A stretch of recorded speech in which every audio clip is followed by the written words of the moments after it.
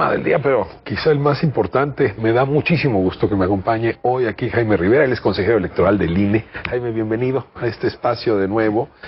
Pues traemos este tema y otros, pero yo te invité para hablar de esta propuesta que va ganando fuerza, que los futuros consejeras y consejeros puedan ser electos por voto popular.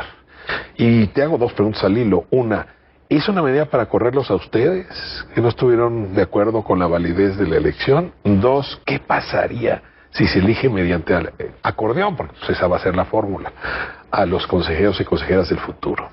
No, sobre lo primero no quiero especular.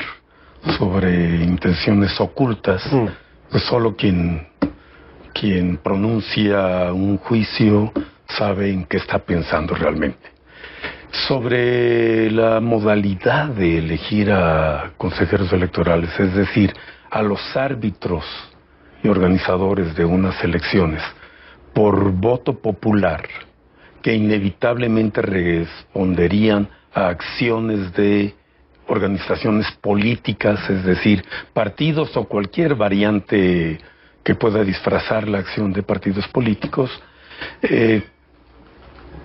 se traduciría en un alineamiento político de los árbitros, que por naturaleza deben ser imparciales.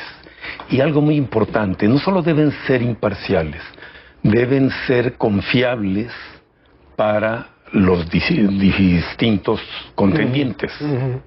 A ver, este es un tema clave porque he estado escuchando pues de antiguos funcionarios del INE, José Wollenberg, por ejemplo. Sí, a ver, el tema electoral siempre se ha sacado por consenso, no porque no se podía sacar por mayoría, pues el PRI tenía mayoría de votos, claro, sino justamente para asegurar que todas las partes estuvieran de acuerdo con el arbitraje. Si en esta ocasión no se saca por consenso, si el PAN no está de acuerdo, si no está de acuerdo el PRI, si no está de acuerdo el Movimiento Ciudadano, pues va a ser difícil que se subordinen a las órdenes del árbitro. Sería un pésimo mensaje y una regresión histórica en materia democrática que se impusiera o se aprobara una reforma electoral con los votos exclusivos de la coalición mayoritaria. Incluso desde 1977, cuando el predominio del PRI era abrumador y casi imposible de desafiar, se inició una reforma política mediante una serie de consultas públicas con distintos actores políticos, con los partidos políticos, así es, e incluso con partidos que no tenían registro y opinaron, y con ellos se fueron construyendo consensos básicos. Y todas las reformas electorales posteriores a 1977 han contado con el diálogo y con el acuerdo de las principales fuerzas políticas. Ahora, ya vi que hoy no quieres caer en especulaciones. Periodísticamente yo en esto me veo obligado a ponernos a enfrentarlas, y hay una que me tiene muy preocupado. Ese México que tú describes es un México que concebía la acción de la oposición, sí, y esa oposición fue creciendo. Pero, ¿qué pasaría si uno imagina un México sin opositores? Y déjame ir a la segunda parte de la reforma anunciada, la eliminación de la representación proporcional, que también surge de estas conversaciones de 76, 77, y que dio origen a que México tuviera oposiciones. Pero tú ya eliminas la representación proporcional y este país va a tener un solo color, el guinda. Así es, sería una regresión de 50 años. ¿Puedes explicarle a la audiencia por qué la desaparición de la representación proporcional implica regresarle el monopolio a muy pocas fuerzas, y no es que a una sola?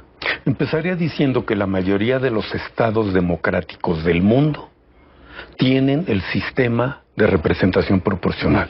Hay distintas modalidades, distintas fórmulas de distribución, pero todas responden al principio de que la proporción de votos populares debe tener un reflejo fiel o aproximado en la representación política de las diferentes fuerzas políticas. Si alguien tiene 20% de los votos, pues debe tener 20% de la representación, y no tener 2% de la representación con el 20% de los votos. Y el sistema electoral mayoritario produce de modo inevitable, por un efecto de distribución aritmética, una sobrerepresentación de la fuerza mayoritaria y una subrepresentación de todas las demás.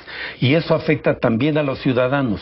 Todos aquellos ciudadanos que en su distrito voten por un candidato o un partido que no gana, pierden absolutamente sus votos. Es decir, esos votos se vuelven en los hechos nulos en representación política. El ganador se lo lleva todo y el perdedor no tiene ninguna salida. Ahora, no están proponiendo desaparecer de plano la representación proporcional, aquí nos lo han planteado, sino ir a un esquema donde primera mayoría y segunda mayoría estén representados. ¿Y qué pasaría con las minorías tercera o cuarta? Esto que tú dices. Claro, se quedarían sin ninguna representación. Hay incluso razones matemáticas por las cuales, si el número de posiciones que se van a repartir son proporcionalmente o entre mayoría y minoría, son muy pocas, inevitablemente esto favorece a la primera mayoría, le da un poquito a la segunda, fuerza política, y todas las demás virtualmente quedan excluidas. La última pregunta me sería una larga reflexión, pero déjame hacértela así. Tú citabas la reforma de 77. O sea, hay países que celebran momentos históricos de su vida. Sí. Pareciera que aquí ya olvidamos el 77, que es irrelevante, que ese sistema político que empezamos a construir a partir de esa reforma, pues las nuevas generaciones no lo entienden y las otras generaciones nunca lo valoraron. Lo cual hace que sea muy fácil barrerlo, ir a este nuevo sistema, que no sé qué es lo que está apareciendo, no quiero meterme en esa discusión. ¿Por qué no logramos darle el énfasis a ese periodo histórico? A mí me parece importantísimo. Puedo decir que en 1977 se inició la transición democrática de México. Y hay quienes reniegan de ella. Hay quienes la niegan o quienes de plano la están declarando muerta. La transición democrática de México reconoció una realidad que ya existía en la sociedad mexicana, el pluralismo, que no cabe en un solo partido, aunque sea mayoritario. Pues lo resumes bien, ¿no? Estamos discutiendo qué México queremos para adelante, uno plural o uno monocromático. El monocromático ya lo tuvimos. El monocromático no puede ser democrático. No puede ser. Jaime, muchísimas gracias por acompañarnos de nuevo en este espacio. Te disfrutamos mucho. Tu inteligencia y desde luego tu compromiso cívico a partir del cargo que ostentas. Gracias, Ricardo.